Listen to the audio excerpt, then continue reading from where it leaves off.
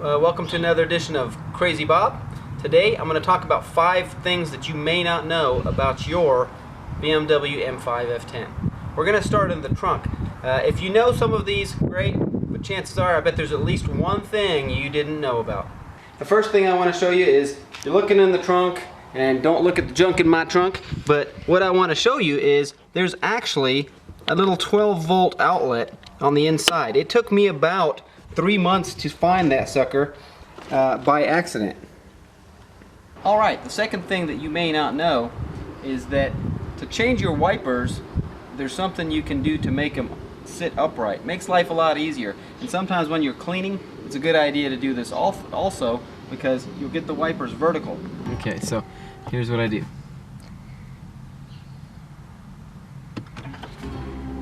First, turn the ignition on. Turn it right back off. Hold the wiper up at the highest point. After about 3 seconds, the wipers will stop in a vertical position, allowing you to change them or allowing you to wash down in the bottom area of your windshield. Next time you turn your car on, simply turn the ignition on, put the wiper stock to the bottom, and wipers are back in the normal position. So for this next tip, I'm going to show you how to adjust your M1 and M2 buttons on the fly. Some of you may already know this, some of you may not. Most people come into the iDrive menu, they come down to adjustments, they come in here and they look for profile adjustments or M1, M2 adjustments, and they come in here and they make their adjustments. Well, you don't have to do any of that. What you can simply do is simply come down here to your buttons, say I want my steering to be in Sport Plus, I want my shocks to be in Sport Plus, I want my transmission to be in 3, and then I say okay, now I'm going to hold and push the M1 button for about 3 seconds, and you hear an audible ding dong, and when you hear that, you know, hey, that's my new M1 setting. So you just did it on the fly. So, let's think of this one. You're driving down the road, you've got a cigarette lighter, or as they call them now, a plug adapter to plug something into to charge your TomTom or charge your iPhone or whatnot. You've got yours plugged in, and your wife's like, well, hey, honey, I want to charge my phone too. Well, guess what? She can do that because there is another 12-volt outlet underneath the dash, underneath the glove box, and we're going to show it to you now. Take a look. This next tip is really important if you ever get stranded. God forbid it happens, but with a double clutch transmission, here's what you're going to have to do. If the double clutch transmission is stuck in park, or for some reason the car won't move, then what you have to do is your cup holders right here, you're going to have to pull them up and snap them out. Underneath the cup holders in the front is a latch that needs to be turned to the right, or it may be the left, shoot, I forget, but either way, you'll see, it only goes one way. Once you turn that latch left or right, whichever direction it is, it will then free up the transmission, put the transmission back in neutral. Allow the tow driver to get it up onto the tow truck and move on out. Just remember, it's underneath the cup holders. Very important tip.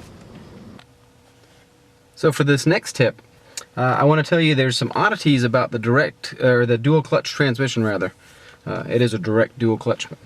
The dual clutch transmission is very unique in the fact that a lot of people, when they're going backwards or forwards and you're on a slight incline and you're giving gas and people outside are going, what the hell is that guy doing? You're revving all over the place.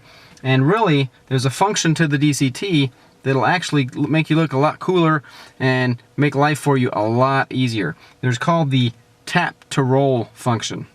So with the DCT, if you put it in drive or put it in reverse and then just tap the gas ever so slightly, it'll then begin to roll, and it won't stop rolling unless the incline is too high or you go onto the brake.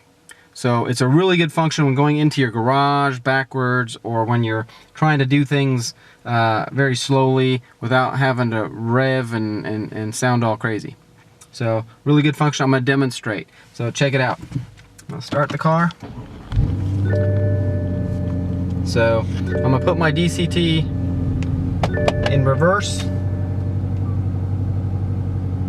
And I'm going to let the revs come down a little bit. Car's cold right now. This is another bonus tip, by the way.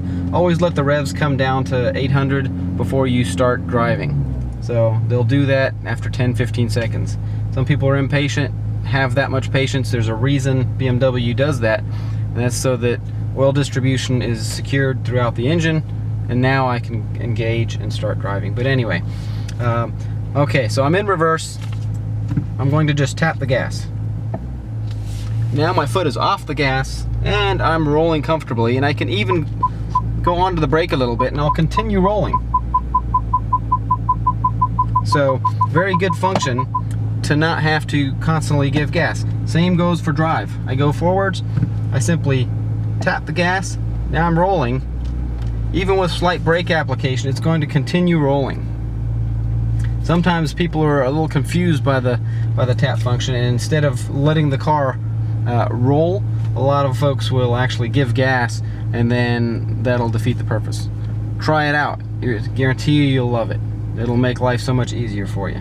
Okay, here's a little bonus tip for you. Let's say you put your handbrake on and you're wanting to leave. It's not always necessary to release the handbrake. If you ever forget, put the car in drive. Sometimes it'll tell me, but sometimes I can push through it. And in this case, we're going to go ahead and delete that because it's not working.